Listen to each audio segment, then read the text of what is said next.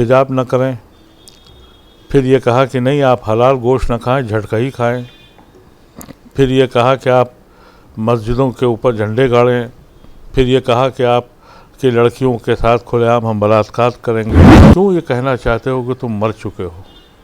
अभी मरे नहीं हो, सो रहे हो, बेहिस हो गए हो। बेहिसी ख़त्म करो। मैं ये नहीं कहता कि कुव्वत अपने हाथ में छीन लो, तलवार उठा लो। जिस तेज़ी से हमारे ऊपर जवाल आया है, हम मायावार के मुसलमानों के बहुत करीब आ गए हैं। डायरेक्ट मज़हब पे अटैक है। क्या इसमें संज्ञान लेना, कोर्ट को संज्ञान नहीं लेना चाहिए?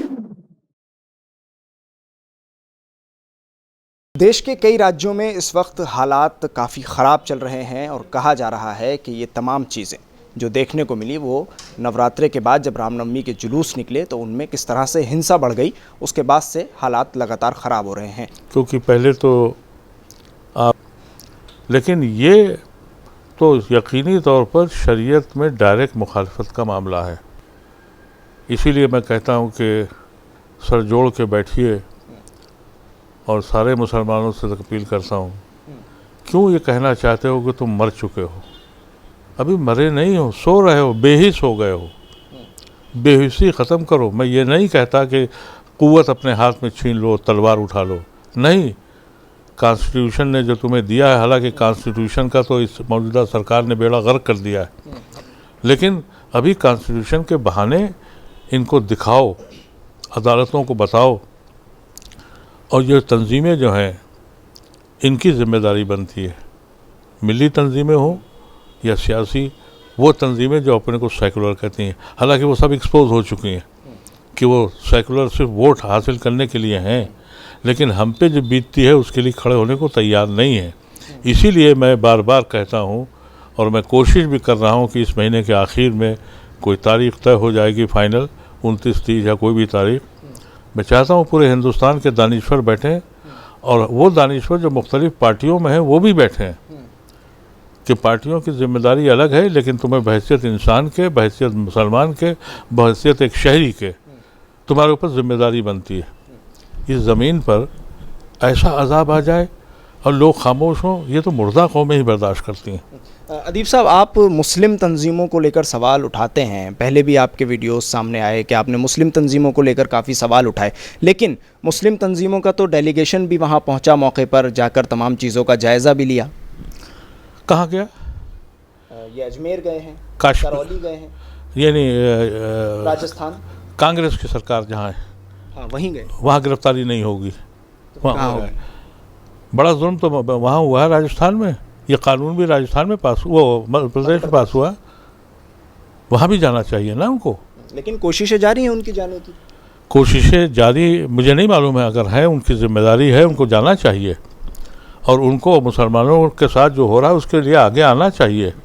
उनको जाना चाहिए था प्राइम मिनिस्टर के पास, उनको जाना चाहिए था होम मिनिस्टर के पास, उनको जाना चाहिए था मुख्तलिफ पार्टियों के पास और कहना चाहिए था कि हमने सांझी विरासत इसलिए नहीं बनाई थी कि तुम हम पे जुल्म करो।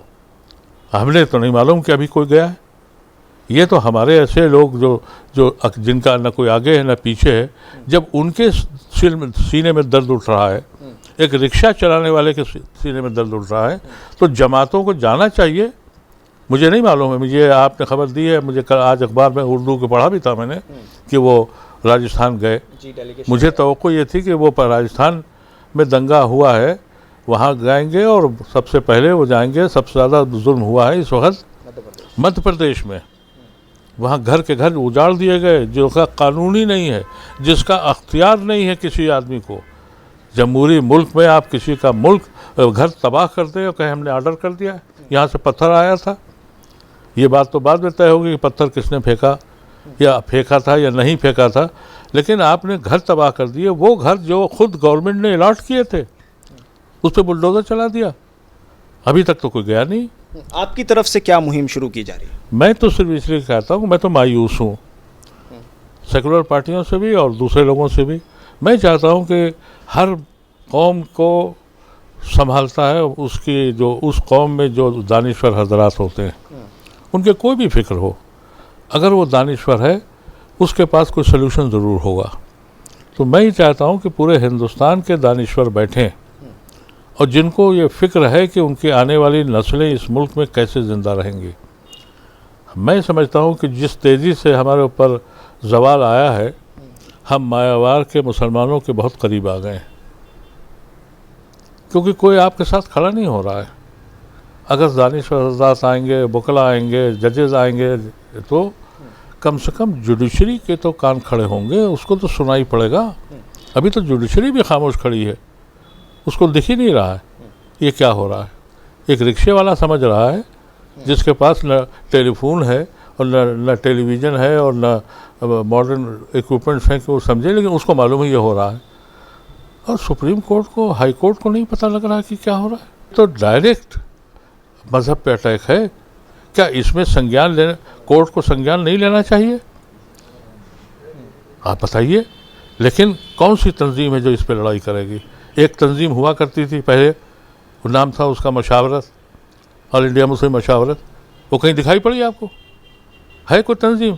हाँ, एक सदर सुना है मैंने, है, वो ट्वीट करता रहता है। तो ये इससे काम नहीं चलेगा। आपको पूरी एक ग्रोह तैयार करना पड़ेगा। ये ज़रूरी है आज के वक्त में। अगर नहीं किया तो फिर बहुत थोड़ा सा वक्त रह गया। आज भागवत का बयान भी आ गया कि 15 साल के अंदर अंदर हम कर देंगे। ये जो कैफियत है, अगर यही रही तो 15 साल नहीं, 15 महीने, 2024 में सब मामला निपट जाएगा। शुक्रिया अदीब साहब पूरे मुद्दे पर बातचीत करने के लिए। पूर्व सांसद मोहम्मद अदीब साहब, जिनका साफ तौर पर कहना है कि सबको एक साथ मिलकर इन हालात से लड़ने की ज़रूरत है। दिल्ली से INN चैनल के लिए साहिल नकवी।